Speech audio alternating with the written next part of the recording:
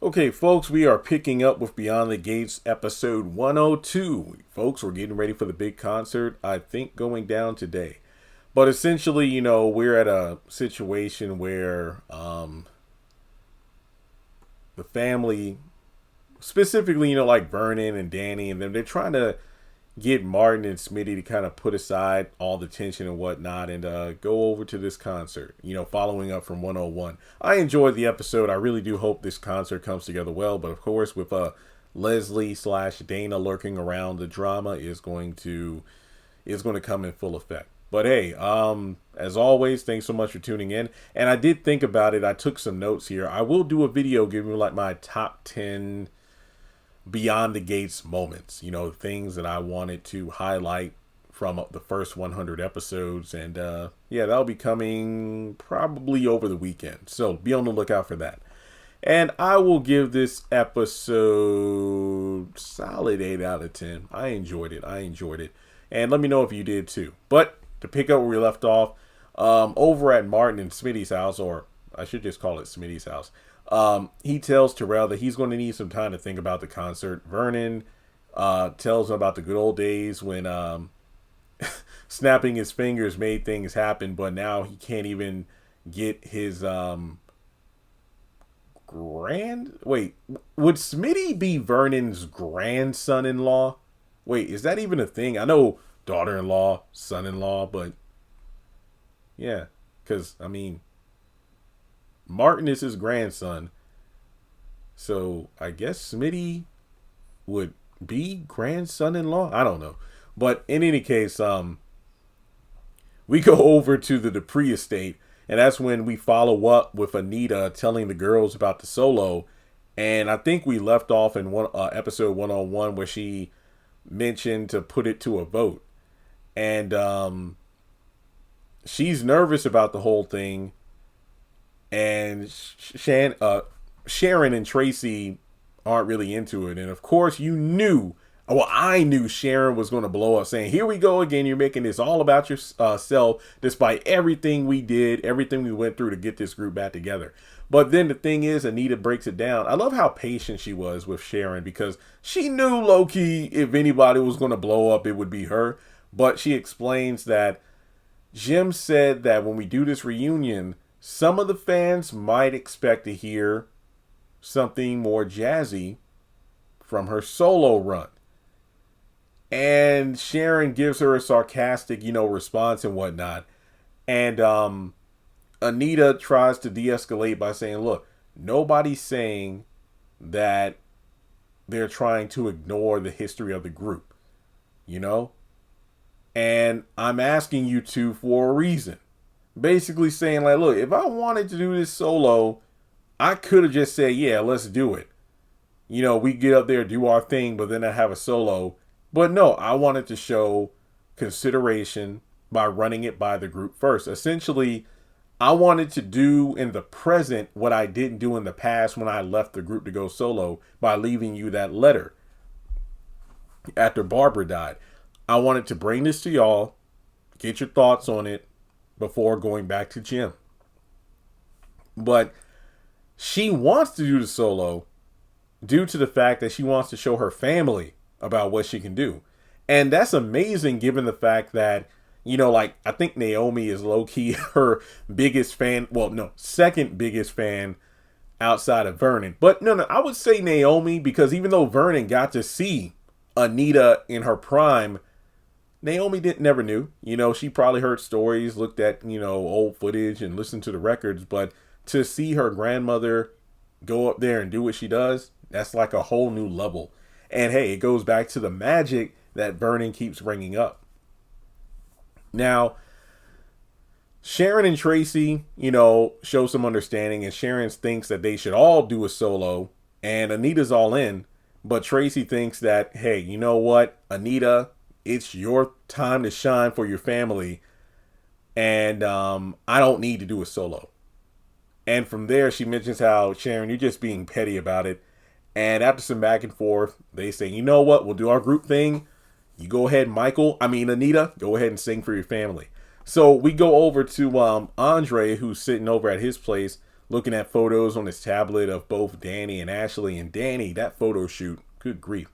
So you could tell he's kind of going back and forth about which woman, which I feel the fan base say it should be Danny. But like I've been saying, Ashley is the woman he needs.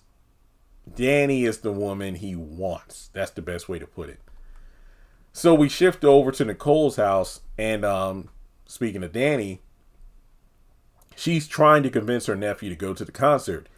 Yet again, he expresses he thinks me being there will just be a distraction.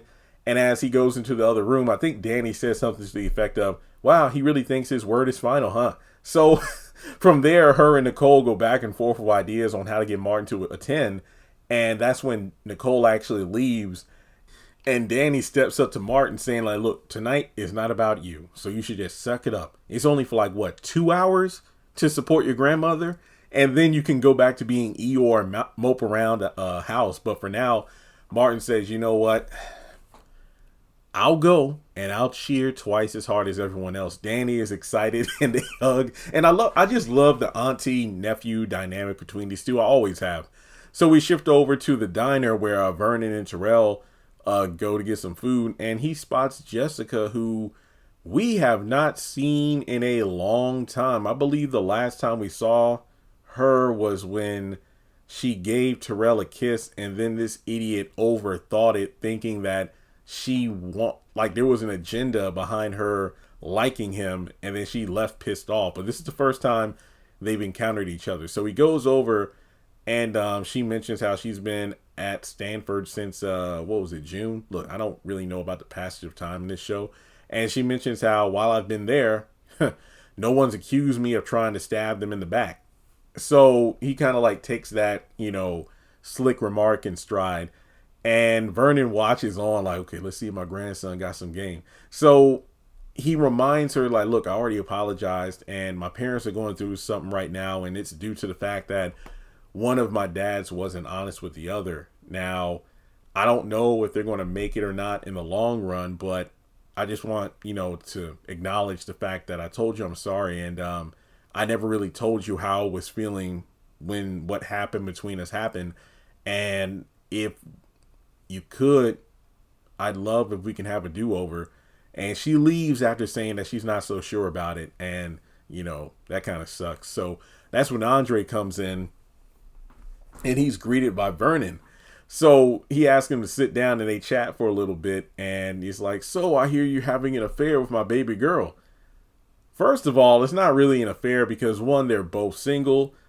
And secondly, it's like, so what are your intentions with my daughter? I think the better question is, what are Danny's intentions with him? And Andre's like, hey, she's independent and she, wants to be respected. And I'm grateful for, any time I'm able to spend with her. And he's like, you know what? I've always liked you, Andre. Now, don't give me a reason to change my opinion on you. So he leaves to go sit with his grandson and they discuss the situation with Jessica. And, Vernon just tells his, wait, hang on. Terrell would be his great-grandson, right? Yeah, that's because Nicole and Ted are his grandparents. So, well, I'll just say grandson for simplicity's sake. So essentially,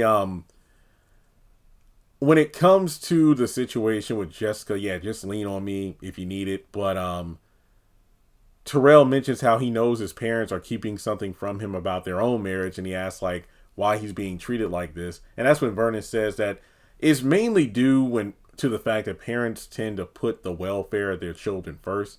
And even though you're smart kids, you're not grown. So there are things that you just might not be ready to handle just yet. And that's when he mentions like, well, in the foster system, we handle more than what you might think we did. So, and that's when Vernon's like, yeah, I understand. But I'll tell you what you think you need to hear. And when it comes down to it, the older generation wants to see the younger ones grow, but at the same time, it's easier for them to get stuck in seeing them, as kids.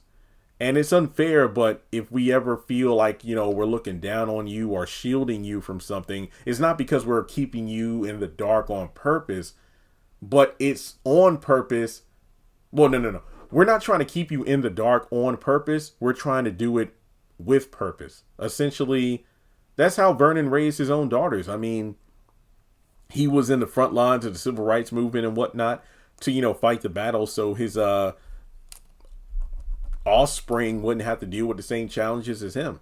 And there are some things like, probably nasty political cover-ups that he doesn't want his family to know about, not just for the sake of the family reputation, but to not tarnish the image that his children, grandchildren, or whoever have of him. So, yeah. It's just one of those things where Terrell and Samantha will just have to accept it. Now we go over to Nicole, stopping by Smitty's to talk with him. And, hey, the best thing he could say is that I'm putting one foot in front of the other. And she hopes that he and Martin can work things out. And it's difficult for him to do so because he only has half of the whole story. And she mentions how Martin's paying for that. Does that help? And he thinks he has a right to feel the way he feels about the 2 years of lies. And Nicole mentions how my parents thought they were protecting Martin, and I was outraged when I learned the truth too. But Smitty doesn't like lies, given the fact that he has a different background considering he's white, but understands the context of the attack considering, it was 2 white aggressors against 2 black men. And I'm just mad because of the fact that Martin's actions invited crooked cops and Joey Armstrong into their lives with the cover-ups and whatnot. And he knows that Joey's the kind of person that will want something in return.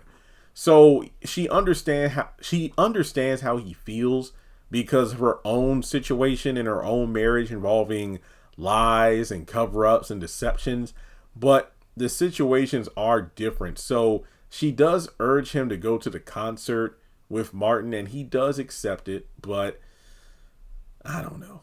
I know some people in the comments section of my last episode review are like, yo, Smitty, why did he kick Martin out? I mean, it's his house because, Smitty just started back into the working world, the workforce as a reporter.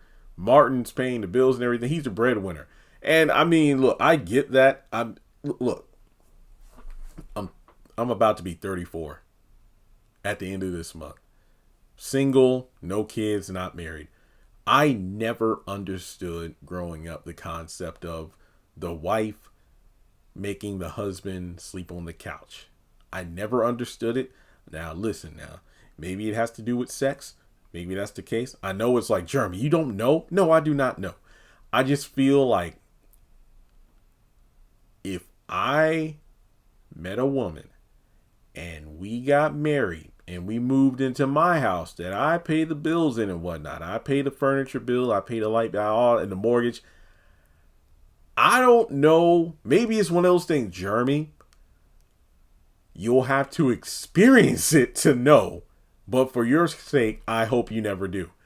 I do not understand how someone could make another person not sleep in the bed or kick them out of the house. That's my thing. Like, I get it. Like, if it's a whole thing like cheating or whatnot, but even still, I just feel like in this situation, there was a lot of blowing up as opposed to talking it out. And I can understand Smitty feeling the way he feels, but I don't know. It just seemed like, I mean, because what, he pre-packed Martin's bags and everything. Martin kind of went with grace. He's like, you know what? Okay. Ted, I'm still iffy on that. I just feel like it's a interesting topic to go back and forth on. Yeah, Nicole is right to be upset. I feel like the embarrassment aspect of it is what hurts more than the actual affair. But I don't know. Let me know what you think about it. So from there, we go over to the Dupree estate and Andy. Oh, not Andy. Sorry. I just recorded a couple of sisters videos before this one. My bad. Andre and Danny meet up and she's like, wait, why are you here? You're not asking for my dad's hand, my dad for his blessing for, my hand in marriage. And he's like, wait, what? But we just had an intense conversation at the diner and, that's when she brings up Ashley and, how he feels about her. And he doesn't really say much because Anita pops up saying she came back from the studio in the East Wing, which I think is cool. And they added on when the prices were less expensive. So I think that's cool. She's been doing her own thing on the side before the concert. So Danny actually goes to her old bedroom while her mom asks Andre for something, which is funny because yes, do you mind? I need to borrow Andre for a moment. And they say I'm too old for him. It's like, Danielle. So I love those little moments like that remind you, yeah, mother-daughter here. So over there, we got Tracy practicing some moves while Sharon is, strangely enough, having like an anxiety attack. That's when Anita pops in and worries that I don't want to let you down. And that's when the girls, trying to cheer each other up. And I'm just thinking to myself, Sharon, like, I know you of all people are not getting cold feet about this. So we go over to Martin and Smitty. And, Martin asked if he's okay with him going to the show. Oh, actually, Smitty asked if he's okay with it. Martin's like, yeah. Terrell's coming too. It'd mean a lot for the family if we all show up as like a united front for Anita. So they'll set their differences aside for the couple hours and go from there. So I'm happy for that because this is about Anita and the Articulates. So I'm glad they're able to put their differences aside. I hope this is like the fashion show episode where there's no drama, but we know Leslie is supposed to show up, so we know it's going to hit the fan at some point. But as always, folks, I appreciate the support. Like and subscribe. Let me know your thoughts on the episode. And let's get ready for episode 103 as we close out the final week of July Beyond the Gates and go into the first week of August of Beyond the Gates.